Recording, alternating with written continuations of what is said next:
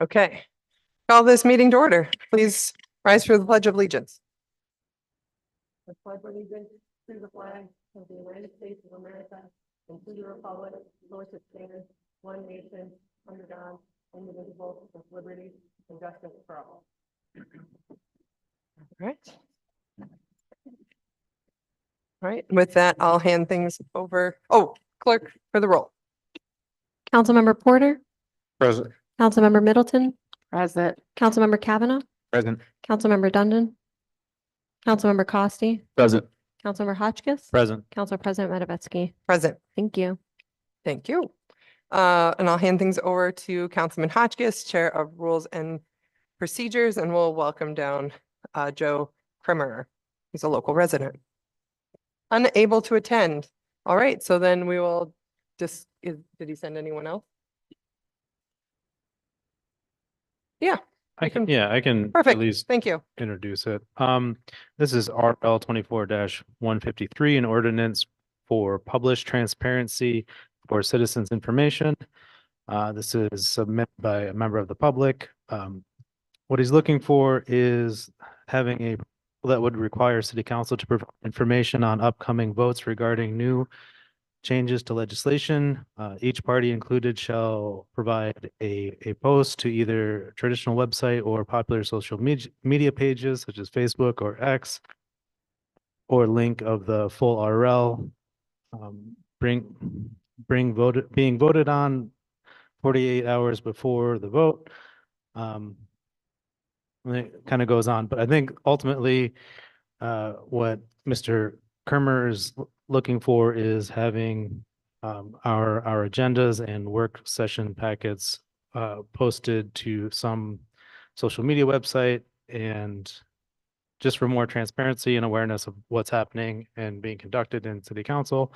I've actually had this on my mind of just a similar idea of just making people aware of what we're working on or what's coming up. I don't think the 48 hours is possible right now with the schedule that we have with a Monday and Wednesday work session and business meeting. And it's also, then the other question I had about it is just like, who owns the social media pages and who would be posting to them?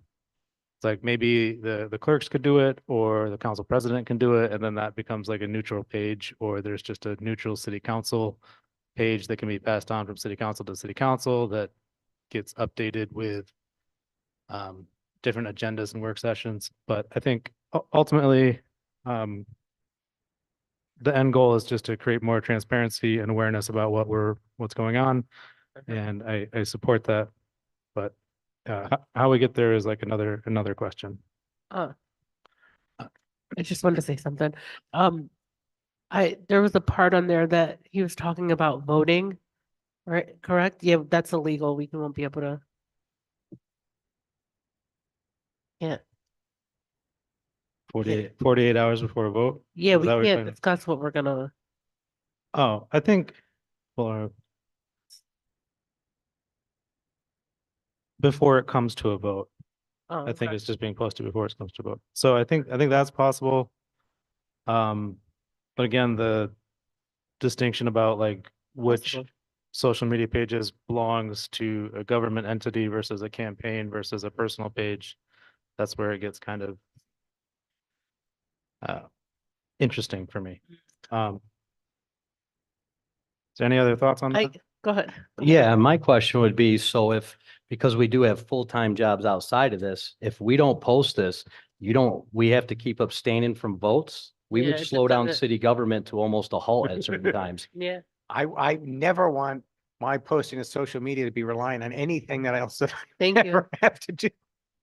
That's true.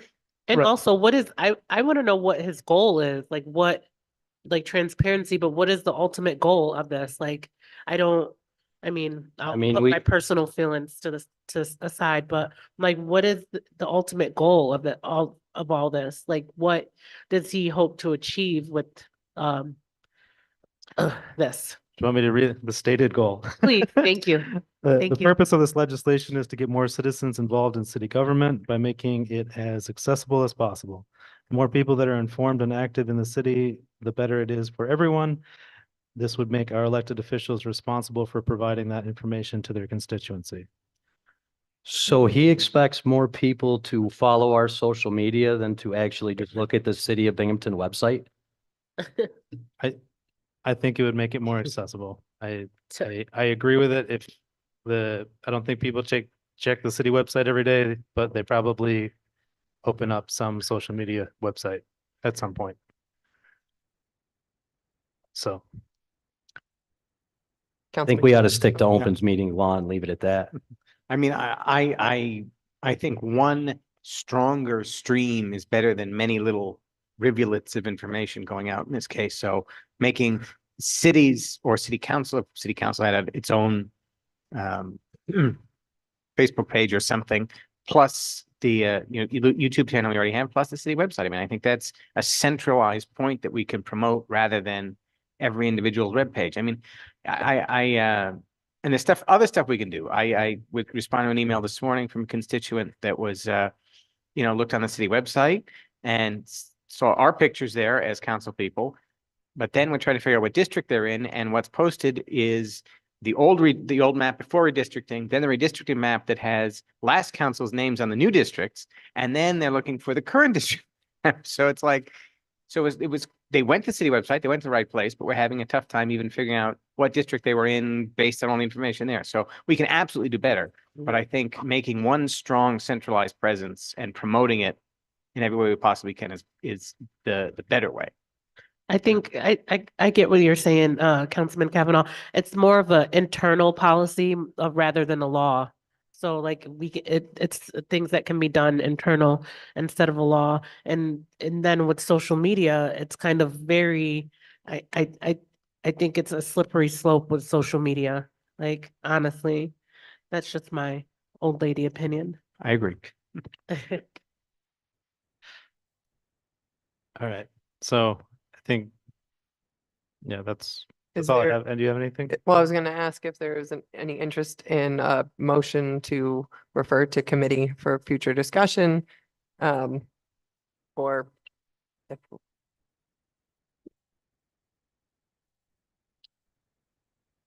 anyone? Okay, all right.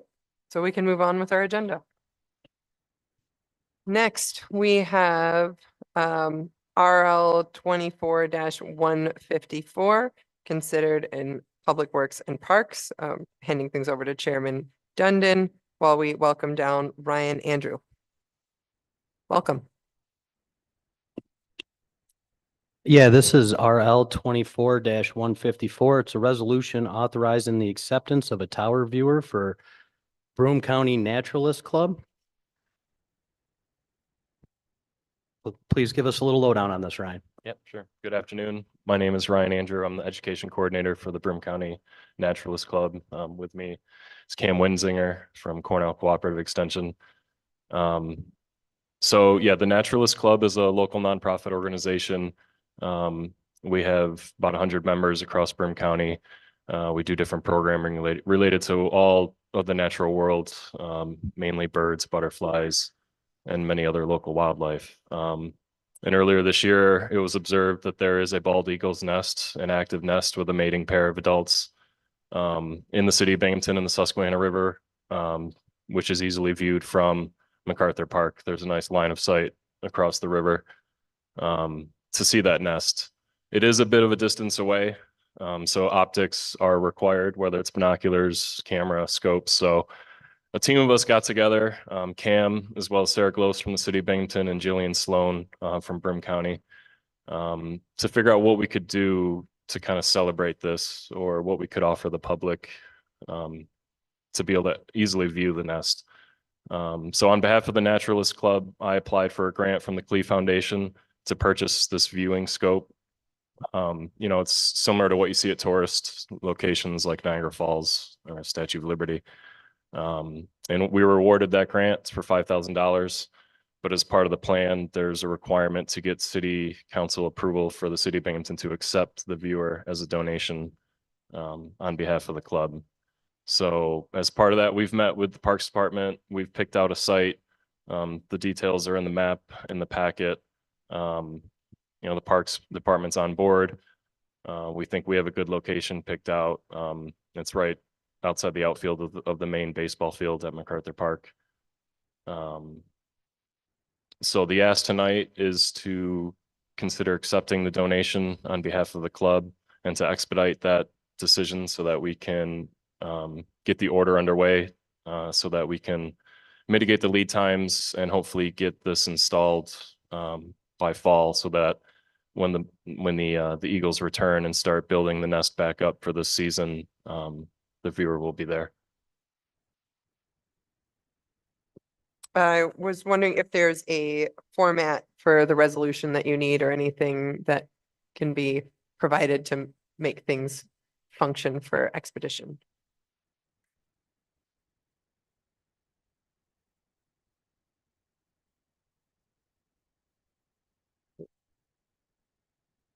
The mural one? Okay, so the format of the mural one would be what the clerks and corporation council should Yeah, use. so you just need a resolution authorizing your organization to accept this grant for, to put it in the park.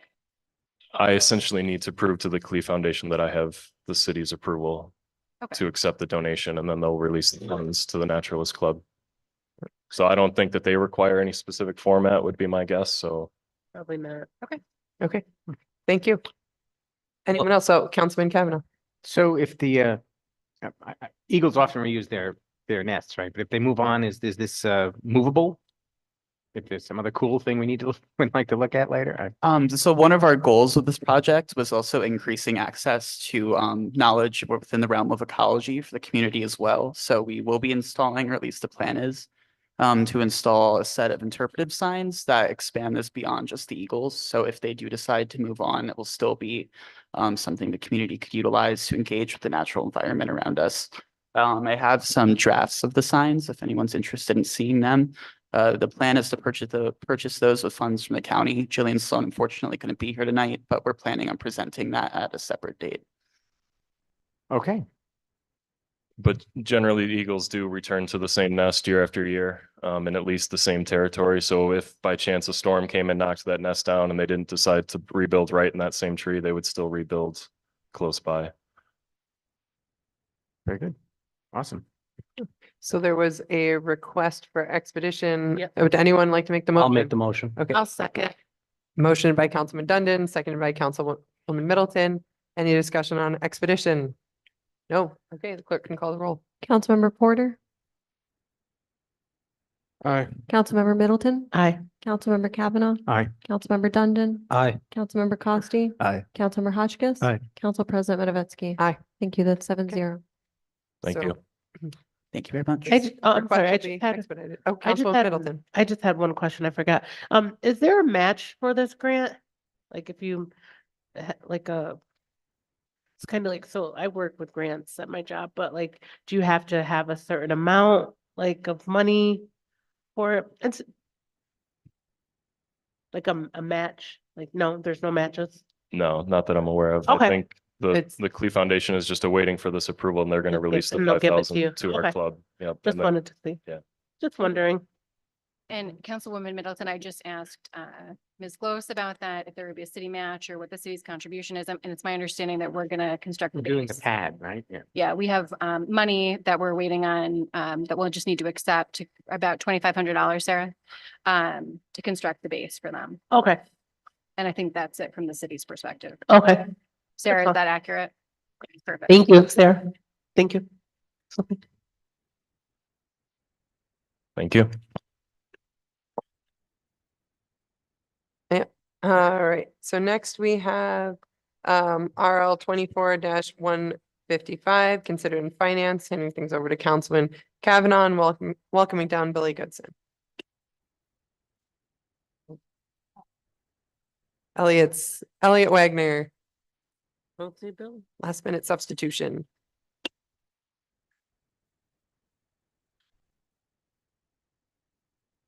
Welcome.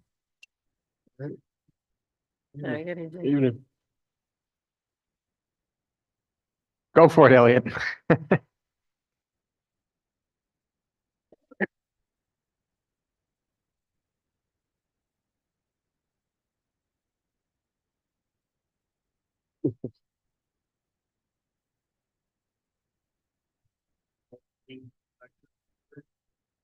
We don't need all the, we don't need all the line numbers and everything. But give us an overview of the reasons for the transfers and kind of walk us through the explanation.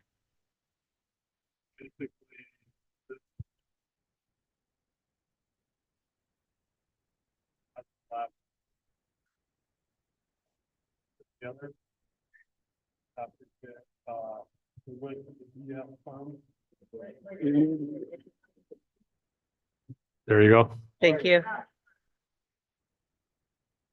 This number, when we produced the budget, was unknown to us.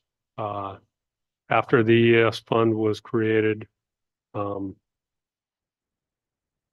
started this depreciation thing, so all of the details would probably best come from the comptroller.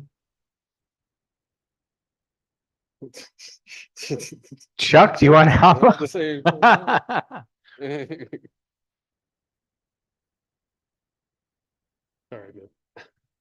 I knew you were gonna rope me into Welcome. this, Elliot. Comptroller Robinson. Good evening.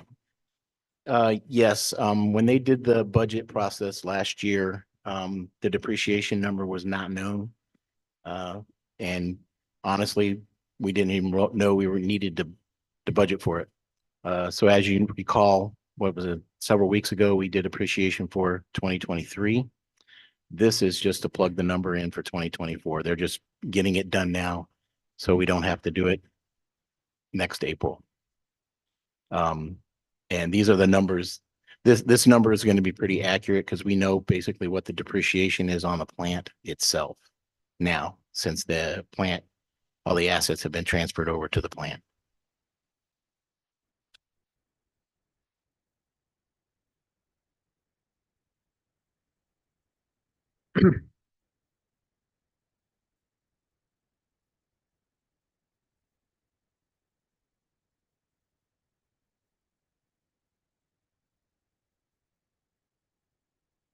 So I understand we're depreciating the asset of the plant now that we have a fairly accurate valuation on them. Now that will depreciate according to all those useful lives of all the equipment, correct?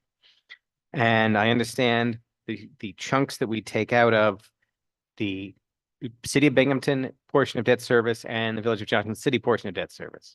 And then there is the amount that comes out of fund balance, which is $8,833,877.36. So to the layperson looking at this would look like money is coming out of the bank, essentially. Can you explain why that is not what this means? Right. Depreciation is a non-cash item on your budget. So everything else from the top line expense all the way down to your interfund transfers to capital, your debt service, everything, all the retirement, all that stuff that's at the bottom, everything at the top, everything in between, that's all cash. Depreciation is a non-cash item. All it is just taking off your value of your asset. Excuse me, of the asset. And when there were different funds, you washed that asset off into what they call the fund balance. So your debt service had a negative fund balance, your capital asset fund had a positive fund balance, and they should wash to pretty much zero. But now that it's all in one fund, there's no other place for that To wash. that wash to go to. So basically, this is just a budget line for, it's just called, we just call it fund balance. It's not affecting your fund balance. It's just plugging up your your budget to make it balance according to having a balanced budget. Thank you. Any other questions? This is kind of a rehash of a few weeks ago, again, for the new year. All right. Okay. Thanks, Elliot. I think Elliot's got the next ones. We're good on that? All right. So next we have. Is there any need to? Hmm? There was no, okay. Sorry. So next we have RL 24-157, again, considered in finance. And again, we have Elliot Wagner. Alrighty. So I'm guessing we had some increased insurance costs here. Okay, you're looking at the insurance. All right. So the assessment came in a little bit higher than, Sorry, I said the wrong number. 156.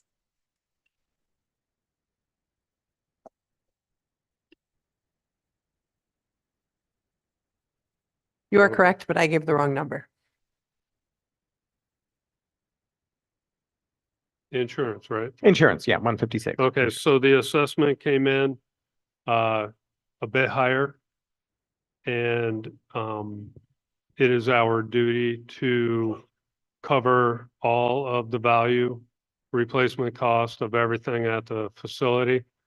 So to do that, we had to ask for more insurance coverage from our carrier. And this would pay for that, as well as the state and federal government stopped insuring petroleum underground storage tanks and put that on the actual communities or municipalities themselves. So we do have a 8,000 gallon petroleum bulk storage tank for the emergency generators at the facility, and we have to cover that as well. So that was about $4,000 of this. Do you have any idea off the top of your head what the total bill is for insurance on physical property at the plant? I don't mean to put you on the spot. I just wanted to get any. Oh my goodness, it's pretty high.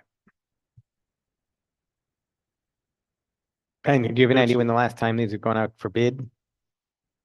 Yes, we typically go out to bid every 3 years. Okay. And this last year, we did go out to bid. Travelers had mentioned a increase after the 2022 incident. And so we went out to bid, and turns out they were, again, the lowest bidder. So it sounds like it's a pill we have to swallow.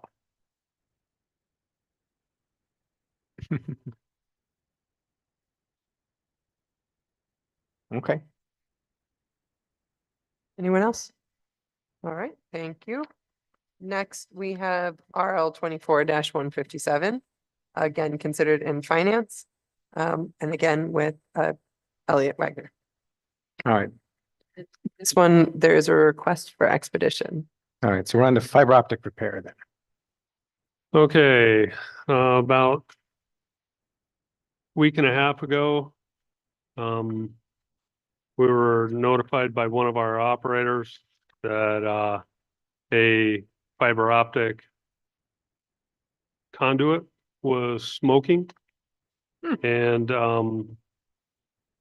we basically went over, investigated, and found that some of the concrete,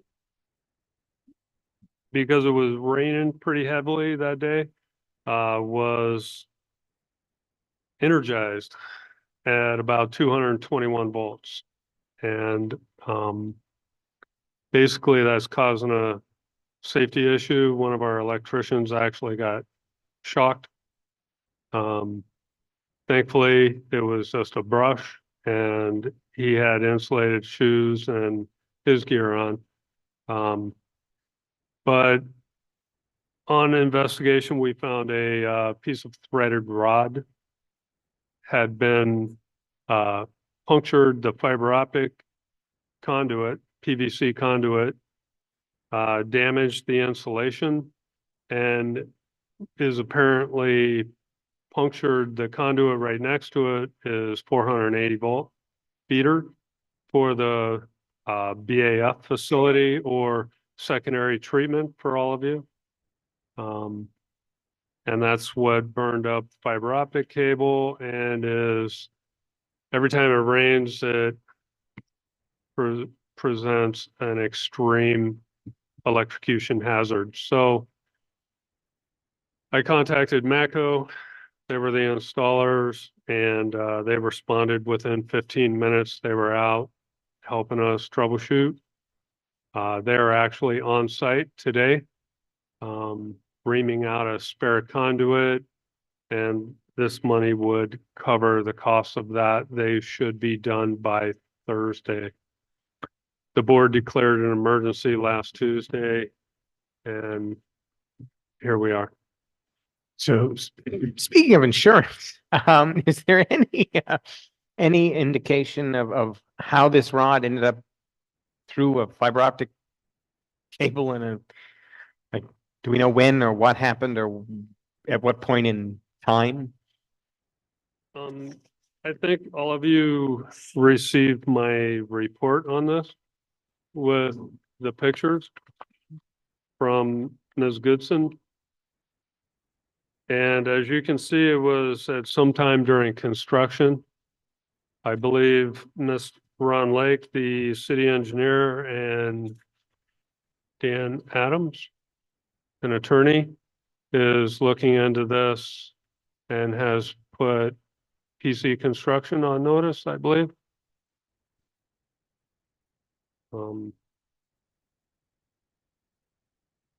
So unfortunately, the conduits are under concrete and behind a foundation wall, so there's no way that we can really determine this other than the guys are going to meg out the feeder to ensure that there's only one feeder that is potentially damaged and creating this issue. All right, can you define meg out? So it's a electrical term where we test the wires to determine the insulation quality. And if there's something penetrating the insulation, it will test out.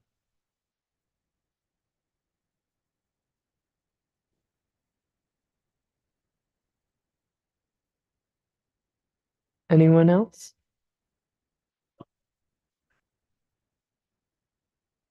I'm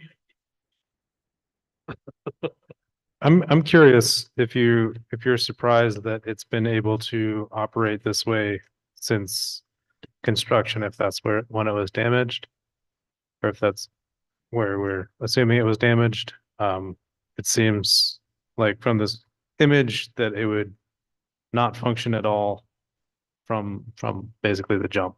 Like, So the image that you're looking at with the threaded rod penetrating the conduit, that is the fiber optic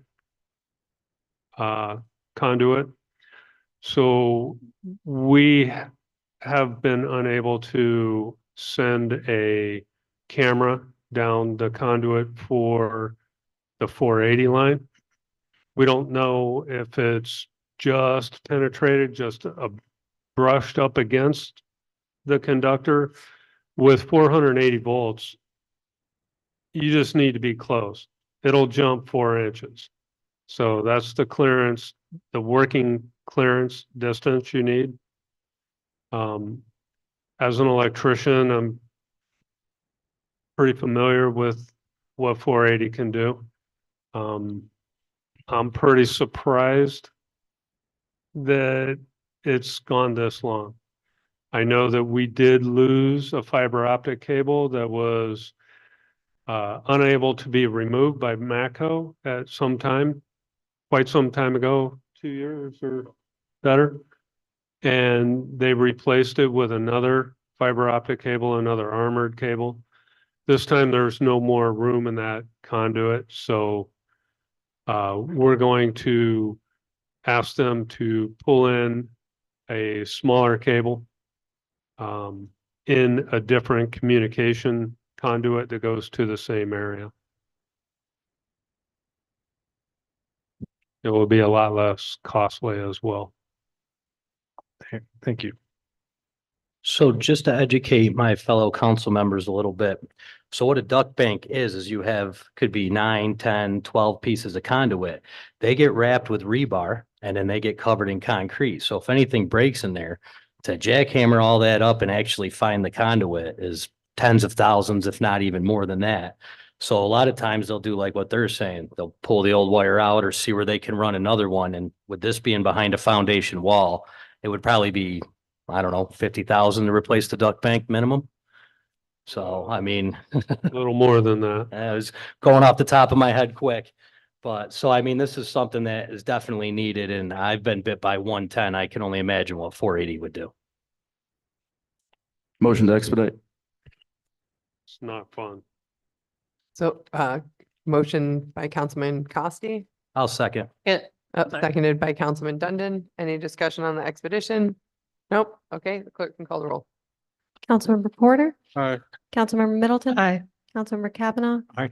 Councilmember Dundon, Aye. Councilmember Costi, Aye. Councilmember Hotchkiss. Aye. Council President Matavetsky. Aye. Thank you. That is 7-0. So RL will be expedited. Thank you very much.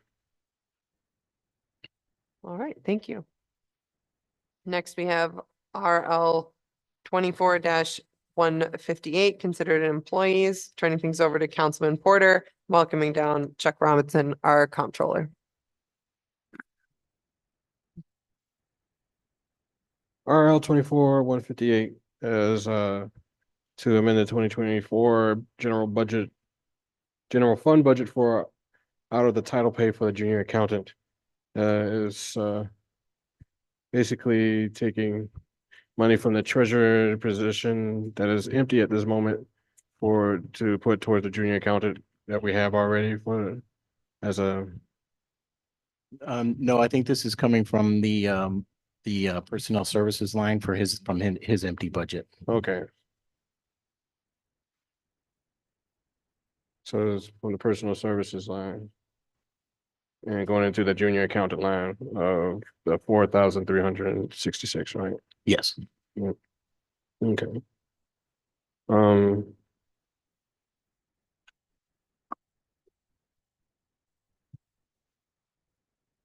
don't have any questions at this moment. Anybody have questions? Did everyone check the budget line numbers? Yes, I made sure on the budget lines and I will guarantee them on the record. But I do would like to say something about the junior accountant if I'm allowed to. This was unprecedented, having a treasurer gone that long, from January 6th to the middle of July. And I want to tell you, she stepped up admirably, being in a CSEA union. We were obligated to pay her out of title pay. And I'm just glad that I'm just sorry it just took this long to get done. So, but now that we have a good treasurer, I think everything's working well. And she did work really hard. Thank you.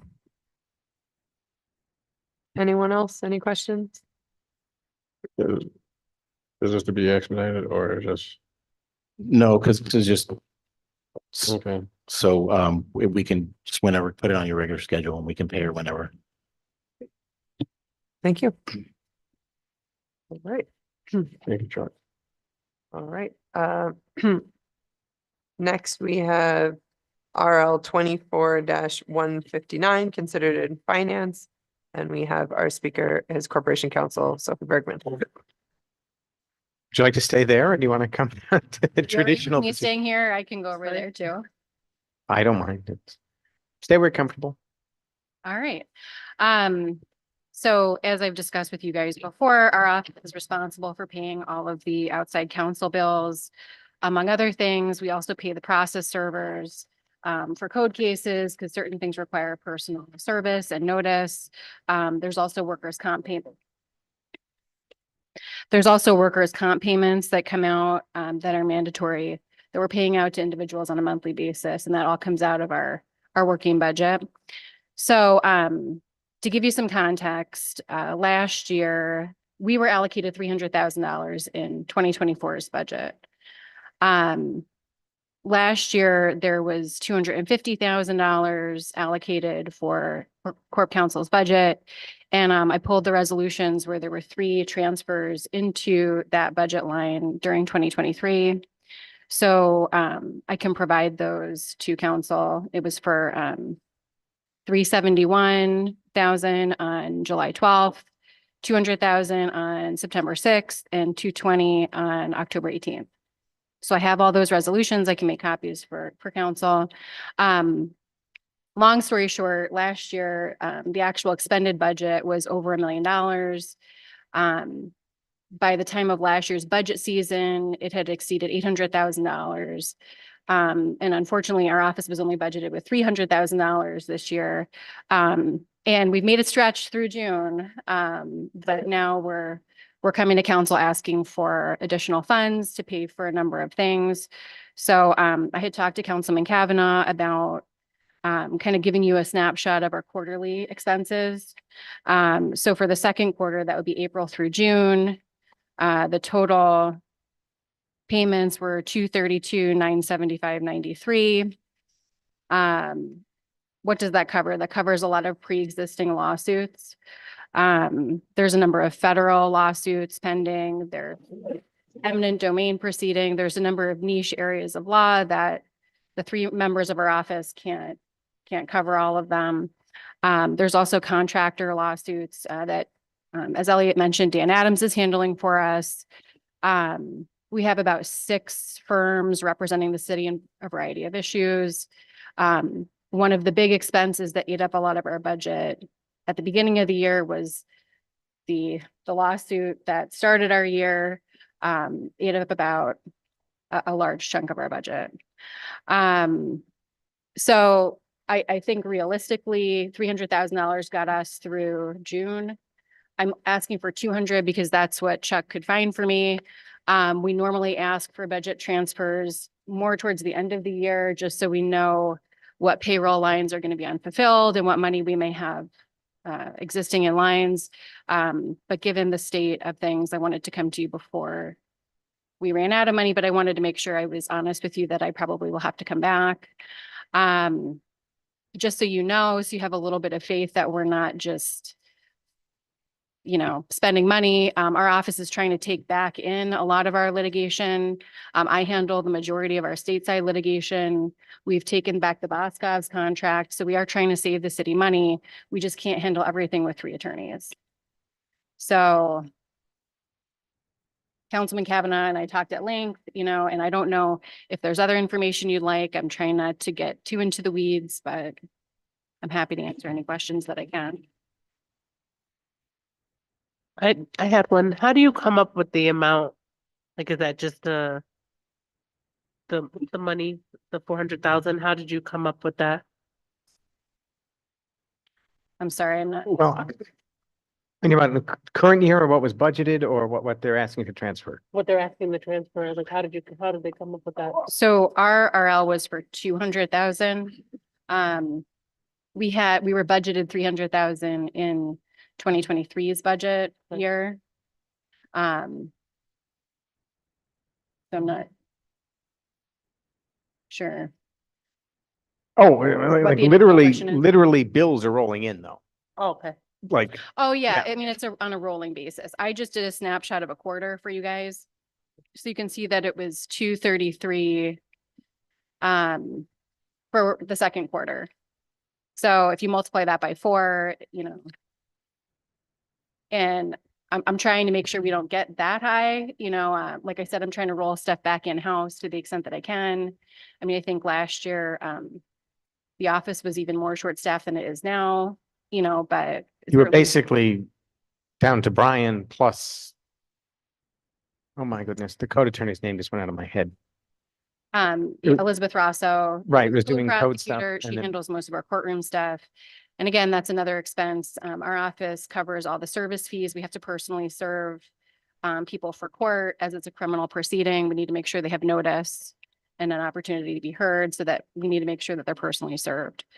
So that's a regular expense that we incur as well. So, I mean, I brought up a number of things with you this morning, when we spoke, and I think first, Corporation Council going well over $1 million, last year, when they were only budgeted 2 or 250 originally, last I year. believe it was 250. 250. Shows some unrealistic budget expectations, and that seems to be a recurring thing. And I think Sophie's planning to increase her ask for next year in light of what we actually spend on legal fees. There's I also brought up the fact that maybe there's been clearly some success bringing work back into the building. You know, where's the trade-off? What's the chance that we could bring in another person or another 2 people to handle more stuff in-house and save some of these outside council bills? So I think that's something we can look into. But there's also the situation of, as Corporation Council has said, there's a lot of very niche legal fields that we're keep getting dragged into. Eminent domain proceedings that are getting appealed up to the appellate division of state Supreme Court, right? That was, or did that The go all third the way to the department, third the appellate department? division. So that's very specialized. All the federal stuff, basically, we don't have anyone in this building to touch, right? If it goes federal, we need outside counsel. Well, and many of these expenses are pre-existing lawsuits that predate this January, predate I mean, they've been going on for a number of years. And federal litigation is certainly not something you want to dip your toe into, especially when another attorney might be handling it and have a couple years under their belt handling that case for the city. Quick question. Is there anything we can do like as a city to prevent these lawsuits? A lot of these things, like what, so that way we're not paying out? Like, is there a way we can protect the city? I mean, way. I don't know how in the weeds you want me to get on this, but I mean, it'll, you know, a lot of the federal lawsuits involve, obviously the violation of federal civil rights, you know, stuff like that. That's a very niche area of law that there are very few experienced litigators. And the magistrates and judges are very, specific and precise with their discovery schedules and their motion schedules and motion terms. And it requires federal admission. You know, as far as like stateside litigation, you know, the city has prior written notice laws. We have, you know, abutting property laws. So, I mean, as a city, we have to balance our ability to try to mitigate risk with obviously people's right to pursue any lawsuits that they feel are available to them or that they want to pursue. And it would be hard to anticipate and fend off some of these things. And I think we do mitigate risk the best that we can, to the extent that we can predict unfortunate incidents. I was gonna say, but when I first saw this, I was just like, I didn't understand how many things that you do inside a corp council. So thank you so much for explaining that to us. One of the things I would say is maybe like just letting us know like more and more of what you do inside a corp council. Cause you know, I didn't know there were so many different things that you handle. Well, I know you handle, but just like all the little bits and pieces that you told me about, it's very interesting. Sure. No, I'm happy to meet with any member of council and go over the services that our office can perform. And then obviously, like I said, we're kind of hamstrung by the fact that we only have 3 attorneys to handle a variety of matters, really anything you can think of in a fairly large municipality. Similarly situated municipalities have at least twice that many attorneys. So I think unfortunately that creates a need for outside counsel as well, in addition to the niche areas of law that have arisen in the city in the last few years. Councilman Costi. Do you know how much we've spent this year on outside counsel compared to last year or any years prior? So last year, last year in total, I found over $1 million in transfers regarding resolutions. this year we had 300,000 and we're towards the end of that, but understanding that some of the bills that rolled in January were for December. So, I mean, I could get that together for you if that was something that you would find meaningful in this discussion. That's certainly something that we could explore. But like I said, I am trying to keep cost down to the extent that I'm able to. Councilman Dundon? Yeah, I have two questions, Sophie. So do you handle anything with CBAs and labor law in the Corp Counsel office, or do you also outsource that? So we handle a variety of personnel matters. Personnel matters run the gamut of just disciplinary matters or grievances, all the way through Division of Human Rights, EEOC, federal claims. So, I mean, to the extent that we can handle the local portion of it, we try to keep that in-house. We've been successful doing that this year with our combined experience. We handle all of the code prosecutions, all of the local law violations, all of the contract, review of contracts. We represent city council, all of the department heads, answer all of their questions, handle property matters such as easements, NYSEG easements, sales of property, just to name a few things off the top of my head. If a grievance went all the way to arbitration, would that still be Corp Counsel, or would then it get outsourced? I think it would depend on the nature of it. We have a number of pre-existing matters that have been handled by another attorney. And sometimes it just doesn't make sense to reinvent the wheel when they're at the 11th hour. The amount of time it would take for us to recreate the file and review everything wouldn't be cost effective. And the other portions of the city that we're able to serve would not be serviced in the way that I would like. But like I said, going forward, we're really trying to take as much as we can back in-house, Boscov's being the big example. We had outside counsel on that contract negotiation and that giant project, and we're handling that in-house. So, I mean, we're trying to save costs where we can, but some matters are so far in progress that it just doesn't make any sense for us to try to take it back in-house. And a lot of them involve niche areas of law.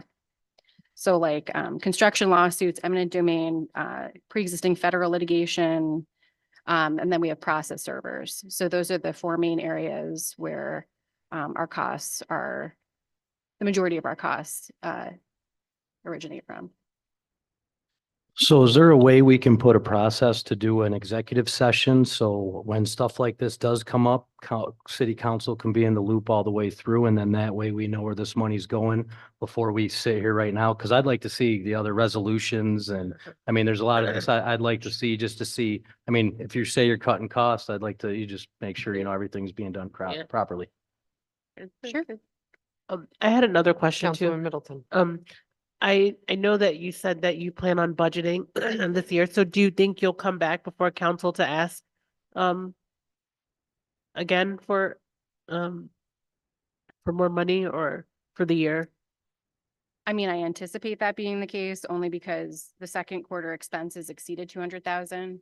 So we're in what I guess technically the second month of the third quarter. I just don't know what expenses are going to come in. I mean, the eminent domain proceeding, is a large expense, and those bills, the bills vary month by month. So I don't want to say we won't need additional requests. So could you possibly, like during the budget season, could you ask for way over instead of like coming back again and again? Yeah. So, and I talked to Councilman Kavanaugh about this morning, and that I proposed what I thought was a reasonable estimate based on this year's expenses, just so that we can discuss it during budget season right up front without, there having to be these multiple asks. It's a matter of moving from what I think was very unrealistic budgeting, which we've run into in a few places. Where we're always moving money around to fill gaps that we can predict are there, to something that's a little more realistic, but without overshooting it and allocating money that you don't know you're going to need, and therefore is robbing from other places where we might need money. So it's the balancing act. And I think we're moving in a better direction, I hope, this year. So. Councilman Hotchkiss. So are settlements part of your budget, or does that come out of another area?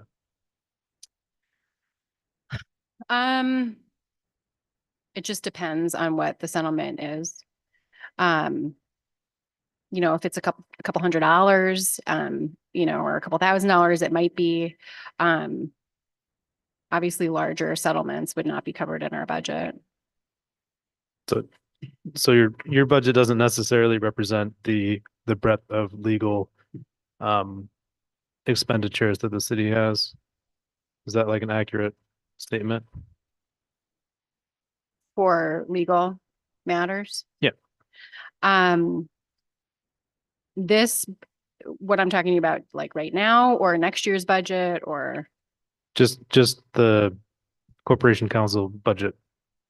No, typically what we pay for is outside counsel work. There are certain workers' comp monthly payments that we have to make, process servers, and then potentially minor settlements to the extent that we can. So a larger settlement would come out of a different funding area if need be. Yeah, it would just depend on what the amount was. Okay. Yeah. So right now, just my perspective is like this budget transfer sheet isn't really giving me a great picture of how money is being spent. So I'd like to be able to go into more detail with how things, where money's going and what's expensive, and you know, I just like to understand it all better. So Sophie, you pay out every workman's comp case from the city that comes out of your budget? No, there's just a monthly payment every Oh, month just for the insurance. that comes out. Okay. And that's required.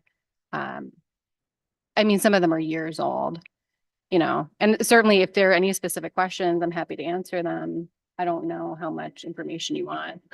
Is there interest in a motion to refer to committee? So I mean, time is of the essence. I mean, I would love for it to be expedited, but our next business meeting after the 21st isn't until the second week of September.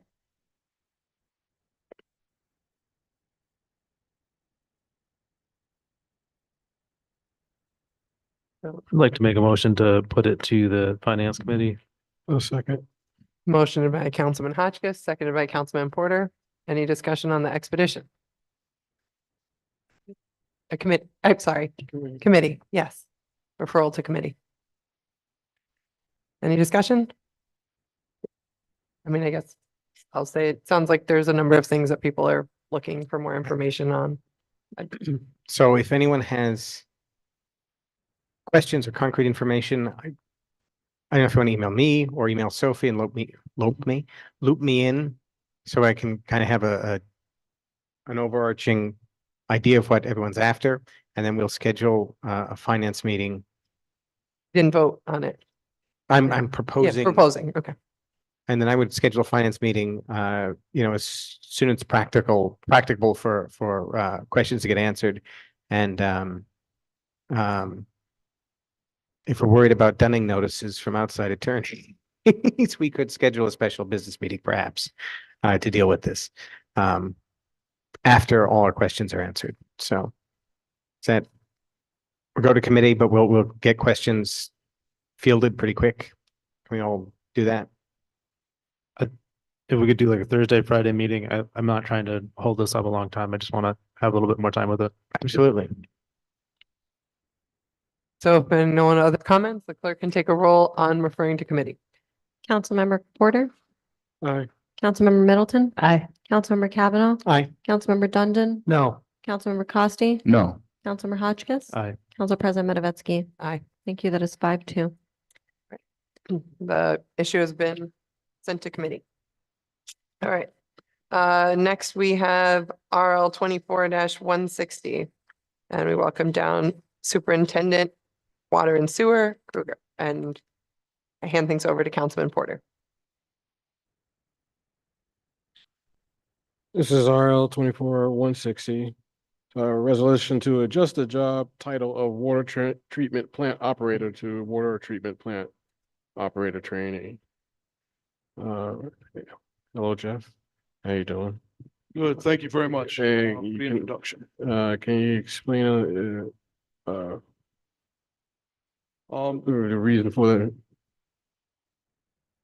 reason for this adjustment? The position is listed in the budget as water treatment plant operator. What we hire new hirees as is water treatment plant operator trainees.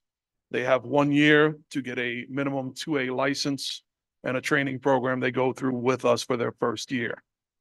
After that, they automatically become water treatment plant operators. But the reverse is not true, so we go to request the position because currently there is one water treatment plant operator available in the budget, one empty position. We want to change that title from water treatment plant operator to water treatment plant operator trainee so that we can hire a new person. Councilman Kavanaugh? Did we figure out a permanent fix so that we don't have to do this every time because Yes, it's sir. dumb? Yes, sir. There was several meetings before this and before coming here and a lot of questions. Everyone in place has been very willing to make some changes. We're going to do most of it through civil service with a title change that combines both titles into one. So this will not have to go to council again after this one time. Sounds great. Thank you. Anyone else? Councilman Jeff, Duncan? Jeff, the money though isn't difference. It's just basically like an apprentice, correct? It's very different. At the end of the year, they go up about $2 an hour Okay, when they get their actual license. okay. So there is a huge difference. Oh, A so water treatment plant operator at full salary is 25 and some odd change, and a starting water treatment plant operator trainee starts at 18 and change. so we'll actually save a little bit of money until they get their year in. But for the whole year. Okay. Thank you. I see a note that you request expedition. Simply because we already have someone in the wings waiting to start. And we've held her off a little bit longer. I may have jumped the gun a little bit on this, and I will take any hits or leers and jeers coming my way. But I don't want to hold her off much longer. So if it's possible to expedite this, I would appreciate it, but she's been very understanding up till now. I make a motion. I'll second. Okay, motion by Councilman Porter, seconded by Councilman Dundon. Any discussion on the expedition? Okay, clerk can call a roll. Councilmember Porter, Aye. Councilmember Aye. Middleton, Councilmember Kavanaugh, Councilmember Dundon, Councilmember Costi, Aye. Councilmember Hotchkiss. Aye. Council President Matavetsky. Aye. Thank you. That is 7-0. So this RL request will be expedited to Wednesday's meeting. Any further discussion? Okay, great. Thanks, Thank John. you. Thank you. Thank you all very much. Good night. Yep, good night. Next, we have RL 24-161.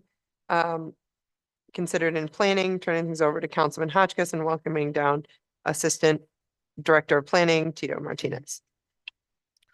So this is RL 24-161, an ordinance authorizing the sale of a portion of Overland Drive to Mian Shah.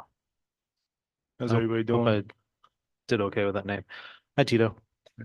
So do you want to describe what we're looking at here? Yeah, so this is an offer to purchase a portion of Overland Drive. Mr. Shah owns property on both sides of Overland Drive, including 31 Overland, where he has a partially constructed house that he wants to finish and move into. The house does not have utilities, and he cannot pull utilities from that section of Overland Drive because they're not there. The street is basically a substandard city street. So he wants to purchase the portion of Overland Drive that abuts his properties. And that would allow him to run utilities from the bottom of Overland Drive up to this house. If he does not purchase this and it's not part of his property, to run utilities through it, he would have to rebuild it to city standards, so with a sewer and everything, which is not practical for him. So that's what he's proposing to do, is to purchase that section of Overland Drive so that he can get utilities from the bottom of the hill. The street itself is not particularly useful to the city. DPW cannot maintain it properly because of the grade, and the fire department can't use it because of the grade. And so it would be a benefit to Mr. Shah. It would allow him to develop his house and move in. And frankly, it would be a benefit to the city to not have this section of the street. Thank you. Is that, so he does or doesn't have to run utilities on that portion of road? If it's part of his property, he would run the utilities like any other homeowner would, just a regular water line and waste line. If it stays as a city right of way, he would have to build a city street with city standard utilities and a curb and everything. Okay. And is there, with the other, there's a number of different vacant parcels up on Overland as well as Harding Ave. Has there been an expressed interest in people developing those, or? Not that I know of. That on Harding there, it's all undeveloped. Like you said, there's not sewer going there. There is water up there, but there's not sewer going there. So there would be an expense to whoever wanted to develop that up there. And we haven't heard of anybody wanting to do that. And if somebody did, those lots up there would still have access via Harding. This part of Overland, again, is not really useful to get up there. It's barely passable for passenger vehicles.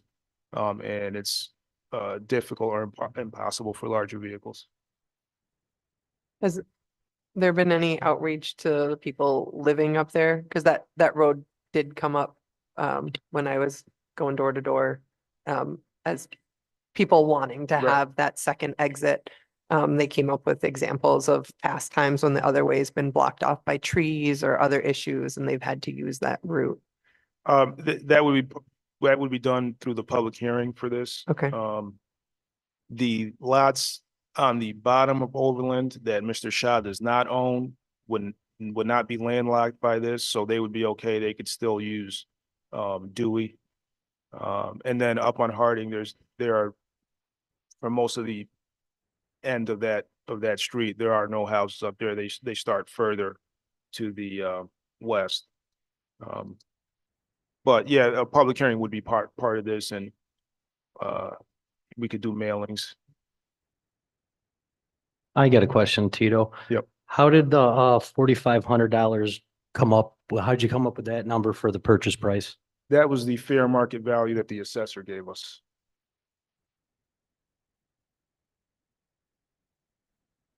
I'd be curious to know what they compared it to. Has there been many road sales?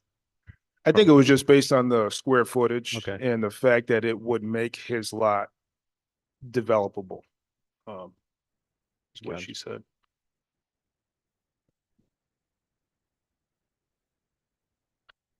I don't have any other questions. Anyone else? I have pictures of actually driving the road today, if anyone's curious after the meeting. I can send them. Half the road's paved and half the road is unpaved. It's More of a path through the woods. Do you have any, it's just a stab in the dark, do you have any idea of the original reason that it was built? I mean, was there foreseeing more these lots for, development and build out, or, I mean, it's not even, doesn't even look wide enough to have been a city street, right? Why was the street built, or why Yeah. was that partially building built? No, why was this I guess the street put in, and then yes, well, there's also the partially built building. It's too easy. So it's a little, the history is a little kind of muddy with this. There was supposed to be a subdivision built there. This building, it was the first building that the developer at the time started building in that subdivision. ultimately that developer was supposed to build a proper city street. They never got that far. They never finished the subdivision. And so what they paved at the time was a temporary street made out of millings to be able to bring construction vehicles up to build the subdivision. When the project fell through, that temporary street kind of stayed in that condition, and that's why it is the way it is today. So that, that's why that street is the way it is. That's why that building is there partially built. Some developer never finished. And that is part of the reason why Mr. Shah would have to build a full city street, because that was part of the original agreement. Has there been discussion, well, maybe it's not necessary, for the lower numbers on Overland there, like, in the mid-20s, like, is there a discussion of some sort of turnaround where it's going to dead end? It would make sense to maybe put a bulb there, a cul-de-sac of some kind. Otherwise, it would become Mr. His Shah's property, driveway. right. Yeah. So something could be done there to kind of. I mean, if there's even demand from the neighbors, I guess is what would matter. I doubt any of them make that left up Overland. Anyway, they probably go down to Dewey, so. Okay. It's your neck of the woods. No, I've driven the street probably more times than anybody. Yeah, no, I would be interested in hearing the feedback from the people that had concerns about emergency escape. But, any other questions? If not, we'll move. Well, Councilman Kavanaugh.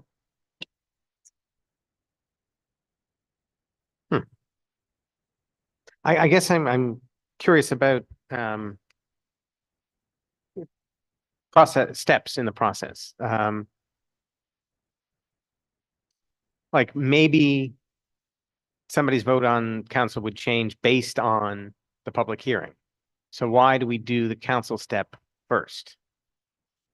The public hearing would be held via city council.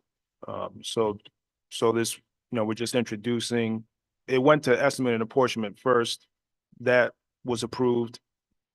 That it got kicked to city council. Okay. So we do the public hearing under seeker. Correct. Yeah. Okay. Yeah. I mean, we can help with that, with the mailings or whatever's needed, but technically it would be city council doing it. Okay. All right. Then that makes sense. Thanks. All right. So let's move on to the next agenda item. Right. Well, I mean, we're. What? Next, we have RL 24-162. Still in planning, still with Councilman Hotchkiss, still with Assistant Director of Planning, Tito Martinez. Thank you. All right, so this is RL 24-162, an ordinance to amend chapter 410 zoning to facilitate the construction of new housing. This one I'm pretty excited about. So do you want to give us an overview, Tito? Yep. So the purpose of this is to amend the zoning code to make the new construction of housing of all types, single family houses all the way to multi-story apartment buildings, easier and more affordable. And we're making three main changes to the zoning code. The first is to the bulk requirements, which are things like building heights, lot sizes, setback requirements. So we would essentially be changing those to allow a little more density, so that in residential zoning districts, larger lots could be subdivided more easily to build houses. And then in multi-unit and commercial districts, larger apartment buildings could be built to get more units there. The second change is to the parking requirements. So we would be eliminating parking requirements for affordable housing, eliminating parking requirements for senior housing, and then reducing parking requirements across the board for all other types of housing, except those high bedroom count units that tend to be student housing. The reason for the changes to parking is that paving parking lots is very expensive. And that eats into the budget of developers and builders. And that's money that they could have used to build more units. And it also occupies land that they could have used to build more units or to provide amenities or natural space for residents. And then the last sort of overarching change is to land use. So we'd be loosening restrictions on single unit townhouses and condominiums to allow those in residential zoning districts when they can be built in a way that doesn't significantly alter the character of the neighborhood that they're in. We would be clarifying some things around accessory dwelling units. And we would be rezoning some pockets of multi-unit housing that already exist, but are zoned R2. So they're underzoned for lack of a better word. And that would allow those property owners to add units in the future if they choose to do so. So those are the three sort of main changes in summary. And I can take any questions. There's a lot here, obviously. I think, I mean, you explained everything really well, and I'm really supportive of a lot of these changes.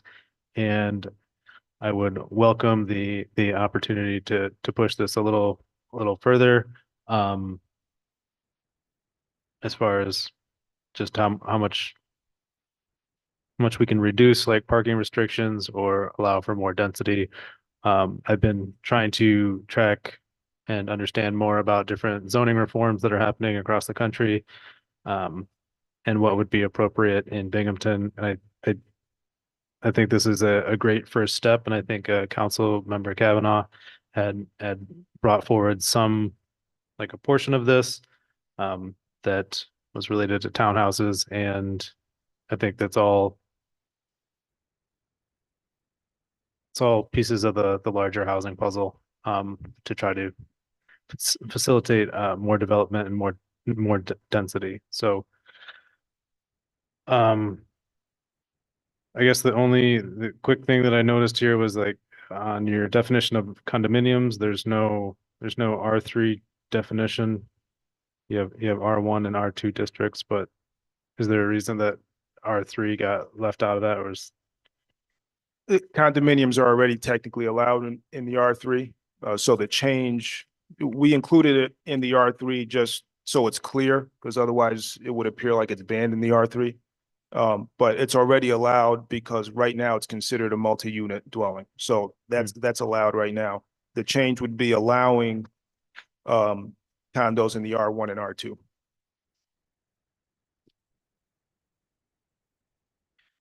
Gotcha. This is a lot to take in a work session. I mean, does anybody else have other questions or comments they want to make right now? Sure. I mean, this is a wonderful effort, Tito. I am sure you put weeks and weeks of work into all of this and finding out the language and putting it together. So this is really good. And I think it takes a lot of positive steps toward kind of modernizing some of our sort of more restrictive and outdated portions of the code. I would like to send it to committee. There's so some of what I had proposed in my finance legislation, which has to do with joint ownership and stuff and keeping parcels on one lot. I noticed it still splits up parcels, requires parcels to be split up, which is a small issue.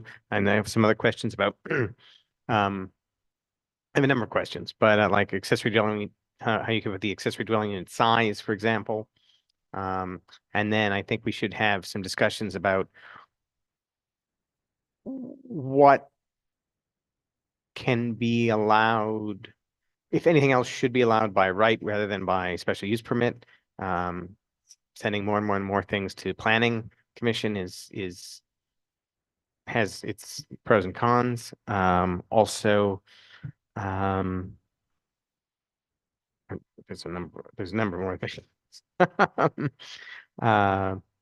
I've already gotten a couple of, just from the mayor's press conference, I've gotten a few inquiries about you guys are eliminating parking requirements. That's going to be more people on the street. It's going to be, so I think we need to make sure we hash that out, make sure we have safeguards built into things that are built as senior housing, things that are built as affordable housing stay that way.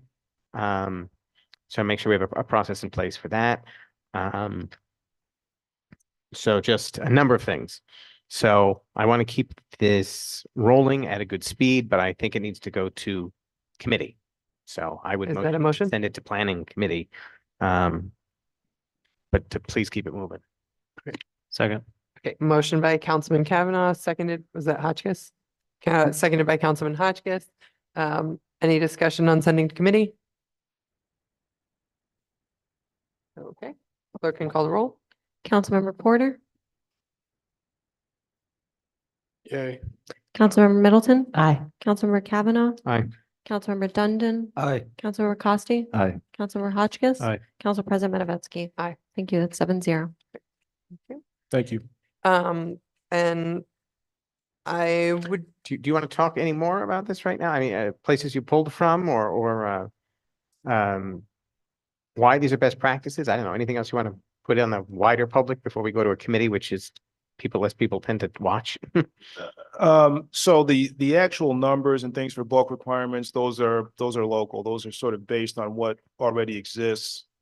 A lot of the requirements, particularly in the R1, are for more suburban style development that our R1s don't actually show. And so these changes bring them more in line with what you actually have, for example, on the west side. You know, we did do research, and we found that, for example, I think it was like a week ago, there was a CNY Fair Housing webinar we did on exclusionary zoning. And it sort of reaffirmed what we're doing here. It actually showed that Binghamton is not really that bad zoning wise, in that exclusionary zoning context. There's some really egregious examples in upstate, but it did show that what we are doing is moving in the right direction. And that was good to know, because you can't really copy and paste stuff from other cities in the country. You really have to kind of see what's going on locally and at the broadest in the region. And so having that CNY Fair Housing seminar was good. But yeah, it's just best practices from just institutional knowledge from the department, APA stuff, CNY Fair Housing, and some other things that we pulled from other codes in upstate. All right. Thank you. thank you. I was talking to individuals on the Environmental Commission that were very interested and excited about this proposal. So if there's interest from council, and a motion to also request a report from Environmental Commission, I will put that out there if there's a motion. Okay. Do you want to make the motion? Yep, okay. I will make a motion to request that the Environmental Commission at their next meeting actually send us information on their thoughts on this, so that it's not too slow. So that would be their next month meeting. I'll second it. Okay. Motioned by myself, seconded by Councilman Kavanaugh. Any discussion? Okay, clerk can call the roll. Councilmember Porter, Aye. Councilmember Middleton, Aye. Councilmember Kavanaugh, Aye. Councilmember Dundon, Aye. Councilmember Costi, Aye. Councilmember Hotchkiss. Aye. Council President Matavetsky. Aye. Thank you. That's 7-0. So we'll be Thank you. requesting that the Environmental Commission provide input at their next meeting. Thank you. Thank you, Tito. Next, we have RL 24-163, considered in planning, handing things over to Councilman Hotchkiss and welcoming Director of Economic Development, Sarah Gross. So this is RL 24-163, a resolution authorizing the sale of city-owned property to Kearney Realty and Development Group for $1. How you doing, Sarah?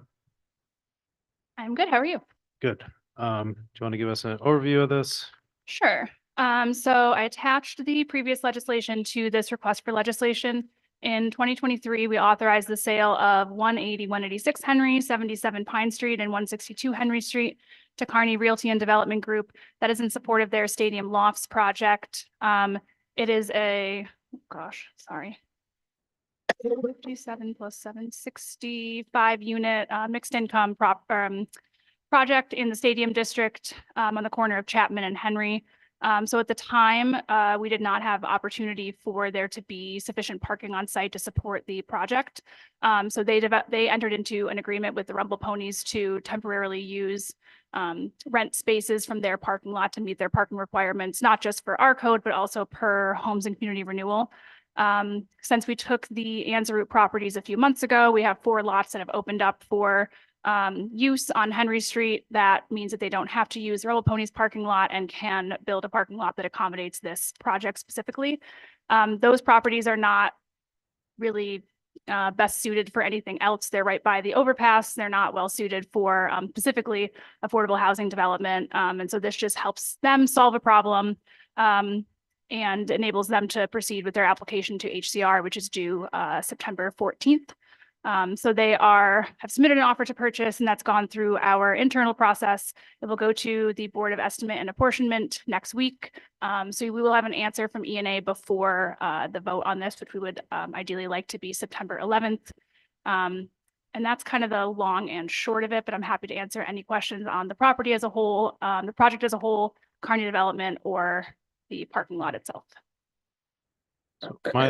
My first thing was the $1 cost. Is it, we recently had a situation where that was kind of flagged as a possible violation to the New York State Constitution because it would be a gift to a private entity. Does this have any conflict with? So my understanding, and I can't speak to any issues of constitutionality, but I can speak to issues of precedent. So we have since 2022 authorized the sale of a number of properties for $1. All of them have been to regulated affordable housing projects, whether they're funded by OTDA, homeless housing through, I can't remember the agency right now, I apologize, or primarily what I work on, which is homes and community renewal projects. So this project, as well as others that we have sold for $1, have been entering into either the 9% or the 4% tax credit round. And so by virtue of their participation in a regulated affordable housing application process, which we verified with HCR and verified the credibility of all of those developers, that's why we entered into those purchase prices. Whether there's any additional legal issues outside of that, I would have to defer to Corporation Counsel. Thank you. And I guess was there any feedback on their previous application? I'm guessing it wasn't like just parking requirements that like held up their. No, so this is actually their first attempt to apply through the 9% round. They've been working with HCR since we first started working with them in 2023 to develop their site suitability, their planning review, which they have received their site plan review, and just generally working through the round. One of the things that developers often do is look at the competition that's entering into any given HCR 9% round, which are competitive applications. And so they'll kind of see the lay of the land and decide whether it makes sense for them to go in on that round. Kearney Realty and Development does a number of 9% projects all across New York State. I believe they had another project that was funded in the last round and therefore did not want to compete against themselves in that. And so they have targeted this fall application as the right time for this particular project. Did we sell the property for $1 while they were still going after the 9% through HCR? Correct. And we do not transfer the property until they actually close on their tax credits. But it Okay. allows them to show HCR that they could have site control if they were to be funded. Okay, but then if they don't end up closing on their tax credits, then they can't get it for $1. Correct. We would not execute the transfer. Okay. Correct. And I believe, and I apologize, Corporation Counsel, I believe we're going to put that into the text of the resolution. Yeah, typically, when given this purchase price, it involves a grant, HCR verification, eligibility. They need a resolution from council authorizing this transfer of property to apply for the grant. If they get it and we verify that it is going to that grant purpose, there's a whole separate contract that's executed, that's verified, verifying eligibility. And if it's not, obviously, then we can't do the transfer. That differs from, for-profit enterprises that would not meet the same qualifications. Correct. And so we have not transferred the 4 properties that we previously authorized yet either. Councilman Kavanaugh. So this for sure counts as close enough for their purposes, right? There's a several building. Yes, I think we verified that it was less than 325 feet, which I believe is the requirement, but I can get confirmation from them on that. All right. And what's going to happen to these horseshoe pits that are apparently at 210 Henry Street? What is the They story? apparently have not been in ownership of the horseshoe pits for many moons now, so I'm unsure what they've been doing on the property. Interesting. All right. Fine. Okay, that's, I mean, again, as you said, these are very close to the overpass and stuff, and you've got some gnarly stuff around them. I think parking is probably a very decent use here, so. And one of the things that's nice about this particular lot is just based on the way it is, it needs to abide by all of our stormwater policies. So it'll have vegetative buffers. It'll otherwise contribute positively to our stormwater management in the city. So at the end of the day, it won't just be a paved lot. It'll have other features to it as well. Okay, thank you. Thank you. Anything else? Anyone else? All right. I guess Oh, my Councilor last thing would Hines.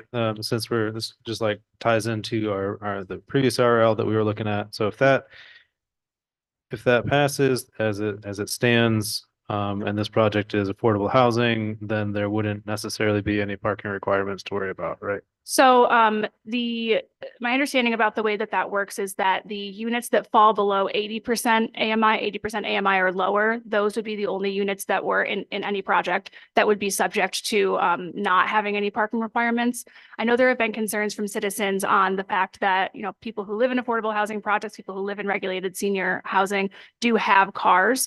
And so I just want to underscore that the elimination of parking requirements is likely not going to be the elimination of parking for these projects, because the developers understand that there is still a demand for parking.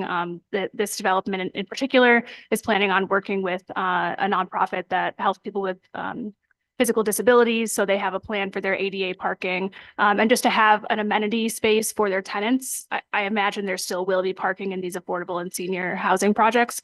But one of the things we've seen, and I'm sure you've seen in your research as well, is just that the demand for parking and the level to which, not necessarily the city of Binghamton in particular, but municipalities across upstate New York requiring the level of parking. Frequently, it's not 100% utilized. I've been to a number of projects that have utilized between 20 and 30% of the required parking that they needed. So I imagine that the developers will be looking at what their unit income mix is, what their other projects have used, and then right-sizing those parking demands rather than completely eliminating parking, especially in multi-unit developments. I wasn't asking you to defend parking. I'm okay with getting rid of it. I don't want to defend parking.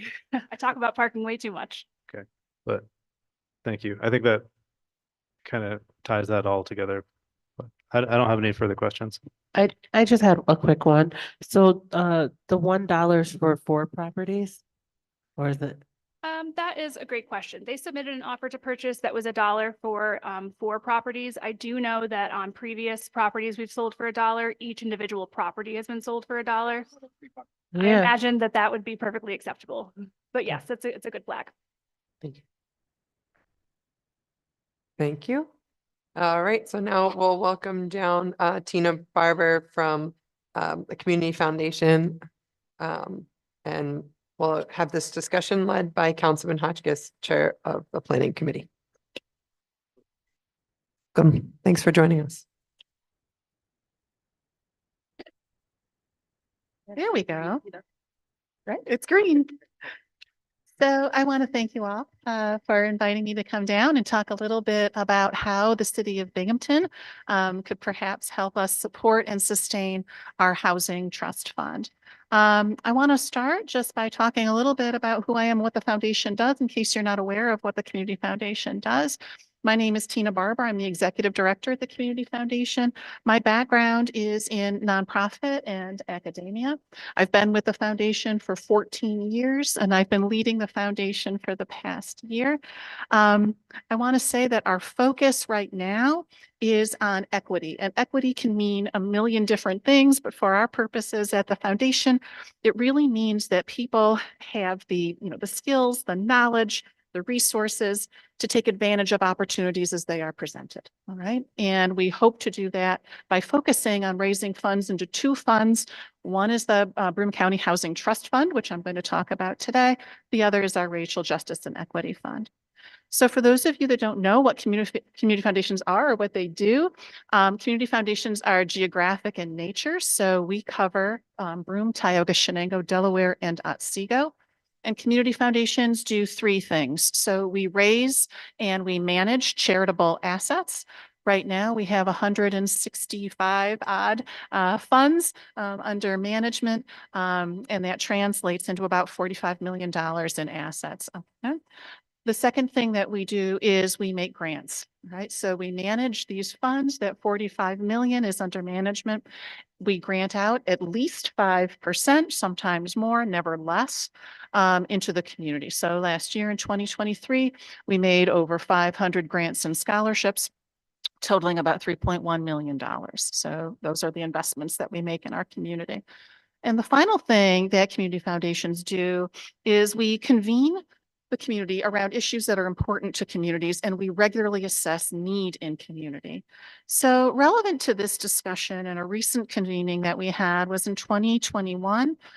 We took the Broome County Safe Housing Task Force report that was done in 2018 because we were really concerned about housing at the lowest level. We understand that there are many projects going on in the city and really applaud the city for taking on this issue and its commitment to this issue for a luxury, affordable workforce. The foundation has created a niche for itself with the lowest of the low income housing. These are the folks that are currently homeless or at grave risk of becoming homeless, marginalized folks, very low income folks. Okay. So we took out that report, we kind of dusted it off, we convened community members to take a look at the recommendations from that report because there were many on how to address the lowest of low income housing. And based on that particular convening, we funded two different programs that we'll talk about in just a minute. One is the Relocation Assistance Program that was rebooted, and one is the Fair Housing Advisory Board, both funded through from the Broome County Housing Trust Fund. And we'll talk about what that does in just 1 minute. So when we talk about trust funds, about housing trust funds, the first thing to understand about them is that they're typically actually held by municipalities. All right. And they're funded through municipal revenue streams. Sometimes they are fees, sometimes they are tax revenue, but mostly that's how they're arranged. Ours is a little bit different, and I'll talk about how it came to us in just a minute. But their whole goal is this preservation of affordable units and the production of affordable units and related services. Okay, so again, we are interested and our focus is on low income housing. So the nearest example of one that is functional and successful is in Tompkins County. It's been operating since 2009. And it is funded through a commitment from the city of Ithaca, Tompkins County, and Cornell University to the tune of $400,000 a year. Okay, and that's been investing in housing projects since 2009. They've created hundreds of units of housing. So there is precedent for this. All right. So what do I want coming to you this evening? Ours is not arranged that way. It wasn't set up that way, and we'll talk about how it was set up in just a minute. But what I am wanting is a similar commitment from the city, from municipal revenue to seed this, to go into this fund, excuse me, so that we continue the work that we have been doing to both create and sustain these units for low income housing and some of the supportive services that are related to those housing units. So we're specifically asking for 20% of the revenue from the proposed hotel motel occupancy tax starting in 2025. That would be around $120,000 a year. We will also be approaching the county. If we have success with our municipalities, we will also be approaching Binghamton University as they certainly require workforce housing and have contributed to some aspects of the housing crisis here locally as well. So why? So how did this trust fund come to us? So in 2021, we were approached by the Broome County Anti-Displacement Network to accept $900,000 from Enterprise Community Partners. Okay. They approached us because they really wanted, they appreciated the foundation's long history of good stewardship and kind of our neutral, apolitical stance on how we administer our funds. Okay? So they kind of wanted to take that out of the equation when granting decisions were made. We've granted about $500,000. So we've granted about half that of the amount of the initial fund since its inception, mostly on the relocation assistance program, some rehab of low-income units, tenants education, and fair housing law enforcement, because not only do we want to create new units or we want to create, we find units for folks to habitate, but we also want to make sure that if they are currently housed, we want to keep them housed. So things like the Fair Housing Advisory Board and Tenants' Rights Education helps keep people in the units that they're already in. Okay? So we have seen that there is all of this, unprecedented investment in housing coming down from the state and the federal government. And we are wanting to see, we are wanting to do our piece to contribute to solutions to housing in the city of Binghamton by offering this locally controlled option to address low-income housing. All right. So we're interested in focusing on folks that are currently homeless, at risk of becoming homeless, low-income, marginalized folks. We're looking for a permanent solution. Okay, so we're not talking about hotels here.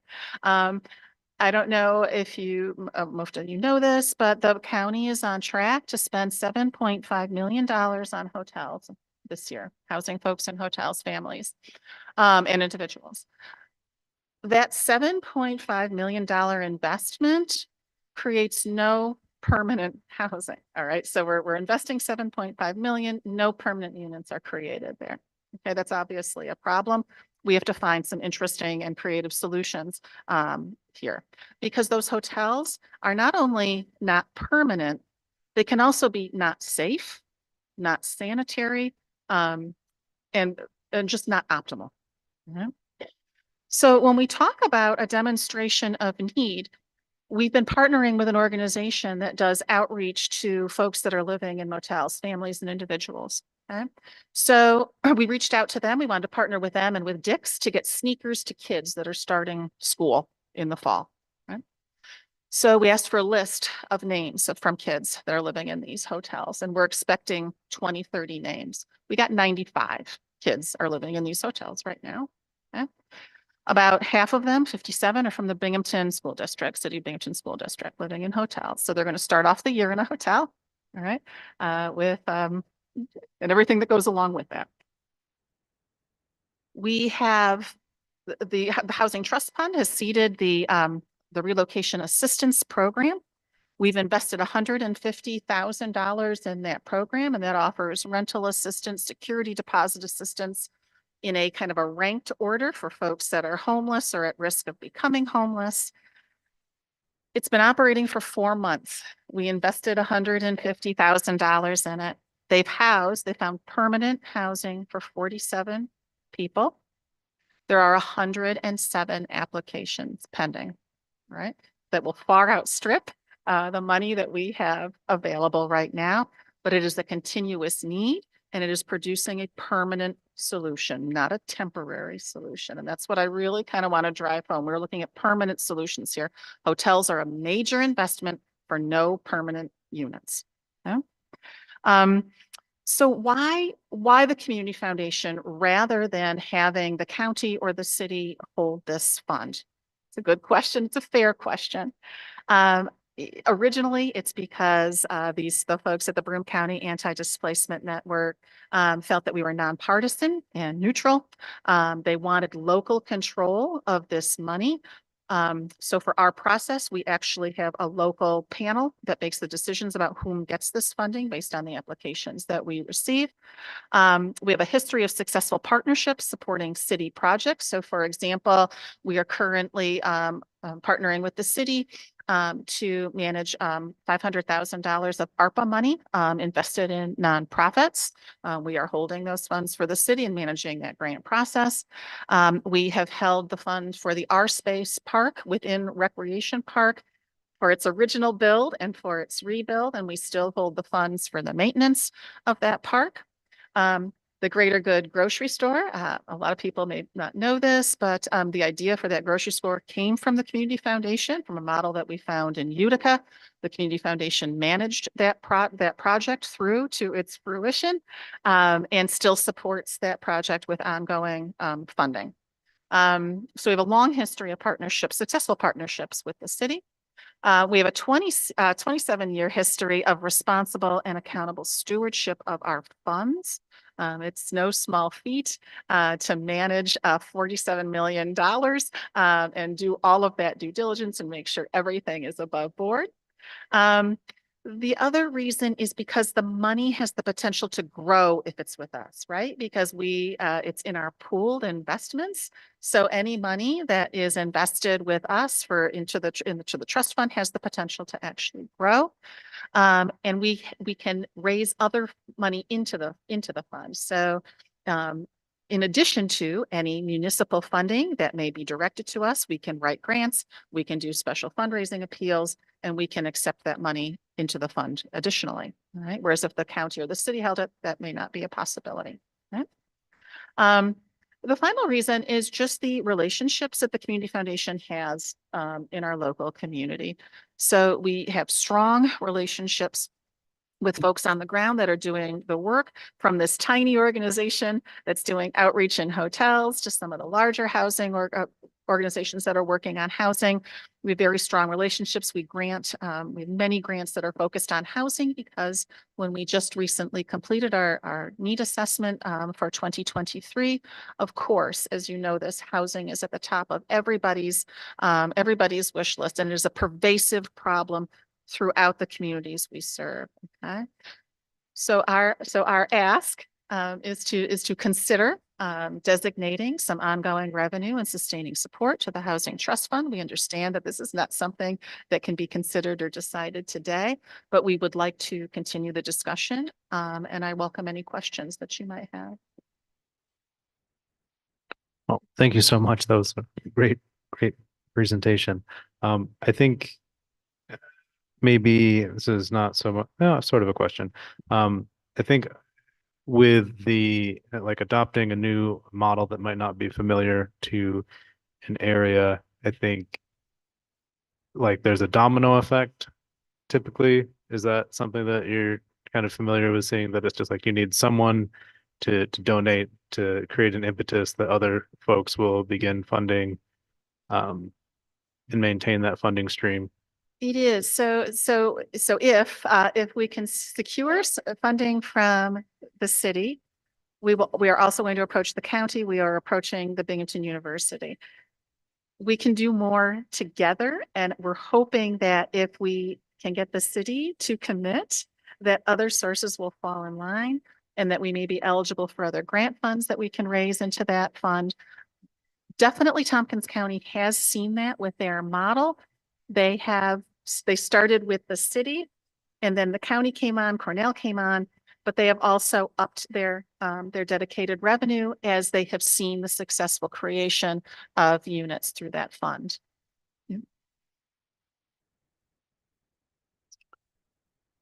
And the other thing I was gonna say, you were originally looking at the proposed occupancy tax. The occupancy tax as a source of funding for this, but I don't think you'd necessarily need it to come from that, right? That is correct. We are looking for help sustaining. We are no experts in how the city allocates its budget. So that was a proposal. But certainly our interest is in partnering with the city to really help tackle, again, that problem at the lowest end of the housing spectrum. They're most often the most intractable parts of the housing crisis, and the most visible for the city, right? So folks coming into the city, they see folks publicly struggling on benches and encampments. It's a safety issue for both the folks that are struggling and for folks in the city. We're trying to support the city in their efforts at that lower end of the spectrum, because we know there are many projects in the pipeline for affordable workforce luxury. So we are very much interested in this lower end of the spectrum of housing. So Tina, if your fund gives money to a developer then and they build it, the developer owns the property? Is that how that works? So typically right now, we would not be talking about projects for developers. So let me explain. So we want to help folks find housing that already exists, like the relocation assistance program that helps these folks find those lower income units. We would love to be able to seed nonprofits to buy site specific housing for their clients. So I've had a couple of nonprofits approach me and say, you know, there's a 4 apartment building, a building with 4 apartments, and it's going for 150 grand. And we need some help to come up with the money to purchase the property. Those are the things that we're talking about, because again, that helps the nonprofit create those units, again, for the people that are struggling the most. Larger developments from developers, I don't know how easy they are to attract in the city. You get a lot of that NIMBYism. People don't want those units, especially large numbers of those units near them. So we're trying to think of creative ways to support both keeping people in the low income housing they're in, supporting nonprofits and creating those lower income units. And from your explanation, if a nonprofit is, say, $600,000 short and being able to finish refurbishing a building they have for affordable housing, you would be able to give grants for stuff like that. So we would be able to contribute to those projects. Yes. Okay, because I mean, at the end of the day, we don't have enough housing. Exactly. I mean, you're only going to be able to find, you got 4 spots and 40 people. I mean, we still have to come up with 36 more units. So Exactly. And we have nonprofits that there's a few that actually do have the cash flow to purchase buildings, to purchase units, and rehab them for their clients. All right. Because certainly there's a dearth, not just of low income housing, but housing that supports folks that are struggling with substance use, with mental health issues. We really strongly believe in a housing first model that says stabilize housing first, and then the rest of, then concern yourself with the rest of folks' issues. I think this is I guess appropriate timing for this conversation, because we're heading into budget season, to try to determine if there's any possible way that we could squeeze some more money towards housing. And I think this is a appropriate place to consider funds for. I know there's it's not like traditional. I don't know if it's traditional for municipalities to have a budget line that's specifically for like building housing. But I've been seeing that coming up more, that like there's so much demand for housing, not only in Binghamton, but everywhere else, that their municipalities are making a more conscious effort to build into their budgets, like contributions to the development of housing. And I think, that's like, I think it's super appropriate. So that's not a question. I'm just saying, like, I think it's appropriate timing for this as we head into budget season. Well, and just to reiterate, the city, I really applaud the city's focus on housing, because it is such a huge issue all over our region. And again, just to reiterate, we are really interested in helping the city and partnering with the city on the most the most difficult to address and intractable housing situations. Because it seems like you have some of the other stuff pretty well in hand. But that is a place where I feel like we can be of assistance. Councilman Kavanaugh? So, you point out Tompkins County as a model of something that's up and running well. And you said Ithaca, Tompkins County itself, and Cornell are funding about 400K a year. Do you know what the split is between those three entities? do. Ah, I do. So the city is 100,000, the county is 100,000, and Cornell is 200,000. okay. So Binghamton University, public Ivy though it is no Cornell endowment wise. That's correct. Do you know if they have ever committed to essentially community donation of this nature or anywhere in the SUNY system, or even if they're allowed to? I do not know. I do not. But I can certainly find out. And then I would ask, are there plans to go and ask Broome County?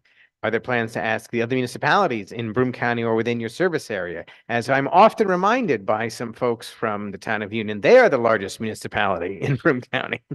Yes. So the way that it was originally seeded, it's called the Broome County Housing Trust Fund. Okay, so we can work within the county.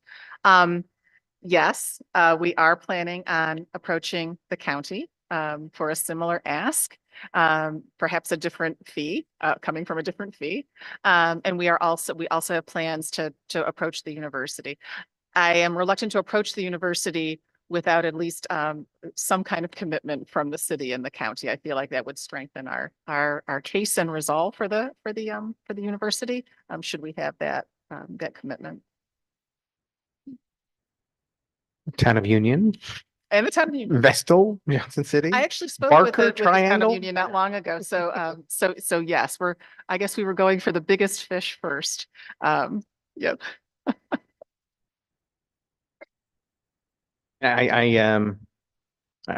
Was people sitting in the audience that have the numbers probably better than I do, but I think, I mean, some of our regional homeless issue, I think it's concentrated in the city because of access to services, the condensed nature of transportation and access to things. So I think it's also the solution should be regional as well as the. Yes, which is why it would also be a great conversation to have with Johnson City and the town of Union. Yep. When I did my one of my ride-alongs with the police department, we went to an area where there were unhoused persons. There was I had to stay in the car because it was an active incident. But I heard them kind of listing off the non-driver IDs. And they were places like town of Afton. Yes. And Endicott was the closest of the places that I recall hearing. So yeah, so I mean, to the point, it's like we think about it being Binghamton, we think about maybe Johnson City, but it really is a county. We've been working. It's funny that you mentioned Afton because we've been working with Bainbridge and Afton as well on this issue. Yep. But also thinking of it in terms of county. So if you're the way you're visualizing this is all this money goes into the pot, but there's no restrictions on what town or city or area the money goes out, like where those projects end up being. Correct. So the city's money could be restricted to city projects. The county's money could be kind of the overarching for the county. And the university, I'm assuming, would be unrestricted to Broome County. Hopefully, that would be my ask. But the city of Binghamton's money can be restricted to just projects in the city of Binghamton, which, quite frankly, all of the projects that we funded to date are in the city of Binghamton. Anyone else? All right. Thank you so much for coming down and reaching out to us. I appreciate it. Thank you, Tina. Thank you. And for people at home, Ms. Barber emailed us and the mayor's office requesting to talk to us on this topic. And Councilman Hotchkiss, who's Chair of Planning, spoke with him and we agreed to put it on the work session tonight. So that's the origin. So thank you again. And with that, we'll welcome down Comptroller Robinson with the Comptroller's report. I'm going to hand things over to Councilman Kavanaugh from Finance.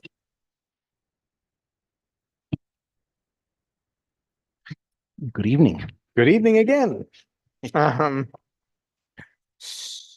So, you're in a new position and extremely busy with the oft-mentioned budget coming up. Some documentation has been put up on our Basecamp, which just this afternoon, I think, right? Got posted? Yes. So this evening it got posted. So I assume most of us, perhaps none of us, have had time yet to go through that.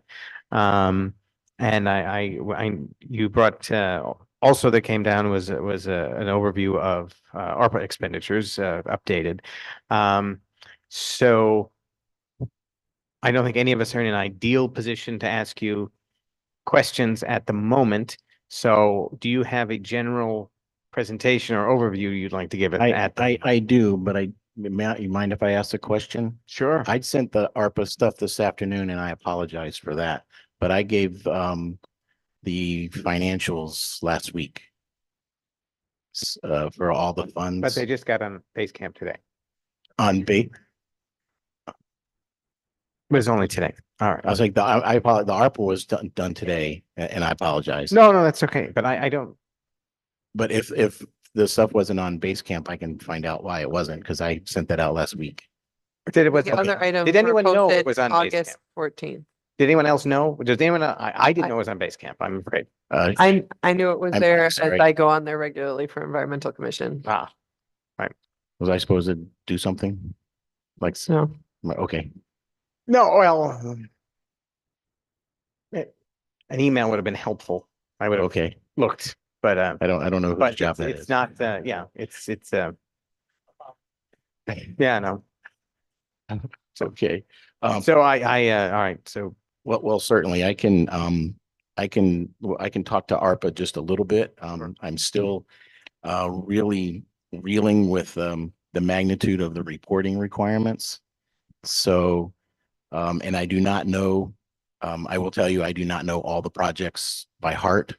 But I can talk to where we stand in total. The report, does everybody have a copy of okay.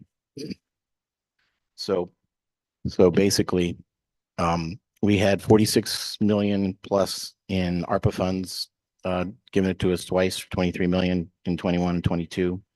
And we've allocated almost all of it. So basically, everything that we are going to spend has been earmarked for something. If you look at the bottom where it says unused in the lost revenue section, that's what is not allocated yet. Is that the difference between what's left and unused, or? Yes. Okay. The first column is basically it says total BUA. That's the budget amendments that we've appropriated into all the projects. And with the lost revenue that's been allocated through resolutions or through the budget. The second column is what's been actually spent. It's not what has been encumbered in POs, but just what's spent. There are other expenses that have purchase orders, but the money hasn't gone out the door yet.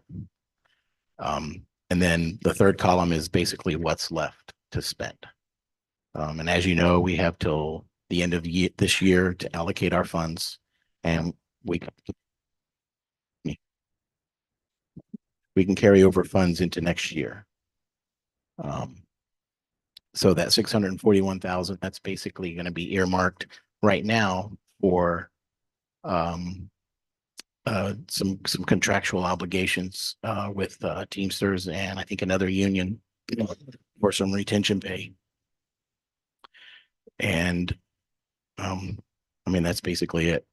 We're still spending money on this report is based on June 2nd or June 30th, excuse me. So we've got basically 2 months of expenditures not listed on here.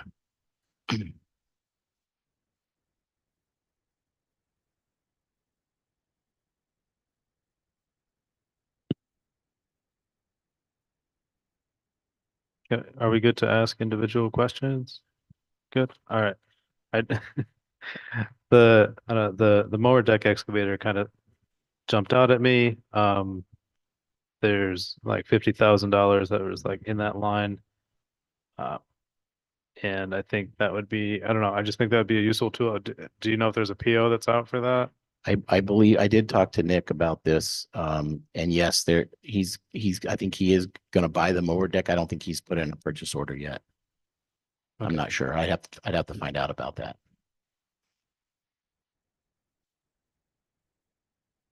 I don't know what he's waiting for, like. I'm sorry? I would have to have a conversation with him, but it's like, I think that's a useful tool, expect like along the greenway and along the riverfront. I think that's probably what that's tool should be used for. The knotweeds that grow up real high and are impossible to mow in a efficient manner, but that's a good, it's an area that needs a lot of maintenance and it's very difficult to maintain. So yes, it is. Do you have a sense of how much of the ARPA money is allocated to one-time expenses versus things that we expect to be reoccurring? You mentioned, the need for money towards Teamster stuff. That sounds like a reoccurring cost. Yes, the stipends is a recurring Yeah. cost in there. Do you have a sense in terms of how ARPA was spent, how much of it was one-time costs versus Right. things we're expecting that we need to find money for in the budget? Yes, there will be some ARPA funds that will be allocated next year. I don't know the exact amount because we're still going through the budget process. Those expenses are usually done one time a year. They pay the stipend out once a year. I'm not exactly sure. I think this year we pay it out in this month, actually. So that's why it's not on here. There'll be some more expenses in the next quarter, obviously. But a lot of the projects, obviously, they're not one-time expenses. They're ongoing. But like just the Teamster stipends and stuff, such like payroll items are basically one-time items. Unless we're paying payroll, and that's going to go till the end of the year. So Chuck, the leftover money, is that we can use that on anything? ARPA? No? Right now it's earmarked towards next year for stipends, and there's a couple of salaries that we're still paying that we will probably have to pay next year. We're weaning it down to like 25% of the salary, and then 75% of this paying for, so we can slowly get it back onto the budget process. I'm not sure. I think one's a code inspector. I'd have to guess. I'd have to go find out.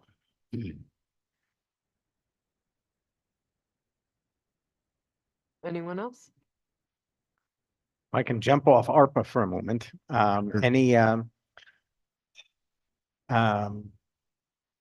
In generating the current revenues, expenses, and balance sheet, any red flags? Are we lagging behind anywhere in revenues? Are we exceeding expenses in any particularly troublesome ways? Do we have to go beat up the county for our sales tax money, anything like that? No, actually, our sales tax came in higher than expected about 2 weeks ago. About $300,000 more than what was expected. So yes, we're about 52% in our collections for sales tax, and we've only collected 2 quarters, so we have two more quarters left. What is under budget is our cannabis collections. We budgeted 200,000 and we've only got about 50,000 in 2 quarters. So, but actually last year that was just a rounded figure because we didn't really know what it was going to be.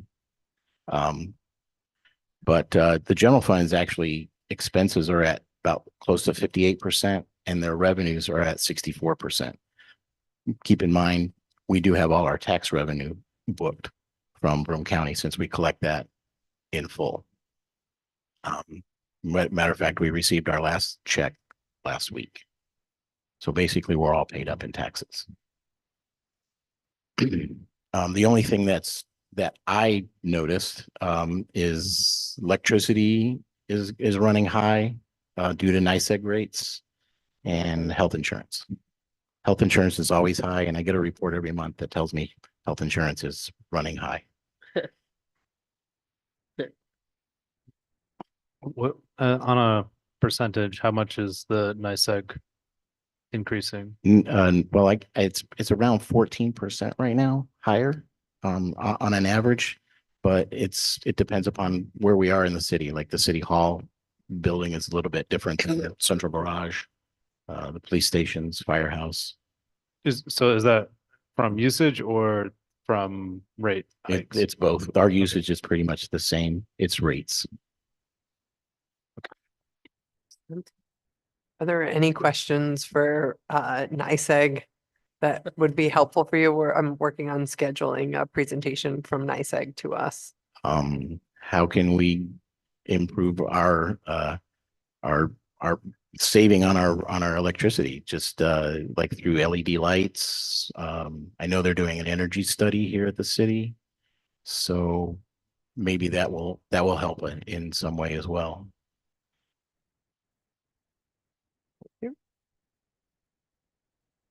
They're expensive. Anyone else? I got a couple more questions on the ARPA thing because it's right in front of me.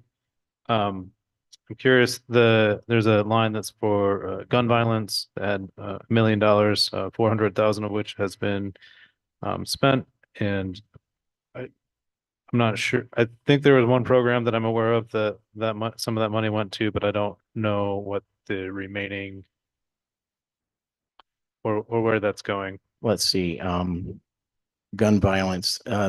That buys equipment, but it also does spot policing and on the street with I think it's called hotspot policing. So it pays a little overtime for that. And I don't know about what kind of equipment they buy, but I can find out for you. Okay.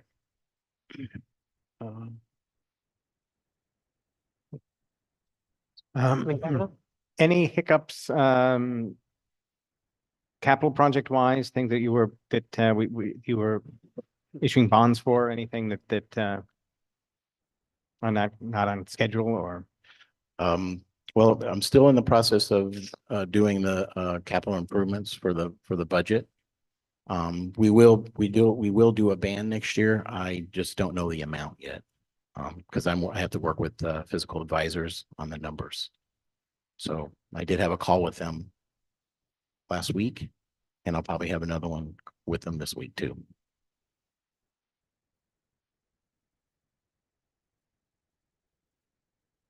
All right. Are we all set with this? Do we want to do a follow-up in committee when people have had a little more time to sit with things? Since we're already going to have a finance committee meeting. I just got one more question. Okay, Councilman Councilman Hotchkiss. Is the replacement sewer lines, is that, do we know if that 375,000, is that like earmarked or allocated? The sewer and water lines, Ron spends. They will spend that this year. I don't know if it's allocated, but it will be spent. They don't have a problem spending on sewer lines. Gotcha. During the road construction process. And if you got a couple of seconds, I went through some other funds. If you were interested. Please. Our ramps fund expenses are a little high, and it's due to our debt service. Obviously, the ramps has more debt service than the other funds due to us bonding for the ramps and the upkeep of them. The refuse fund is doing about the same. They have a 39% in expenses so far. as opposed to 46% in revenue, so they're doing fairly well. And the water and sewer fund are about the same. They're about at 50% on both revenues and expenses. And the reason why that's a little low since we're in August is because we have a lot of revenue come in January, February, and March that we put back to December. Due to the fact that when you bill on January 1st, it's for all the water usage for the 4 months prior. That's how our water bills work. So when they do the reads, so that's probably a discussion for another day. Okay, so if you, if we have other questions to put together and get to you, are you willing to come down to the next finance meeting or? Absolutely. All I right. planned on it. All right, sounds good. Thank you very much. Chair. Thank you so much. A wonderful evening. And with that, be entertaining a motion to adjourn. I'll make the motion. I'll second. Motion by Councilman Dundon, seconded by Councilwoman Middleton. All in favor? Aye. Aye. Any opposed?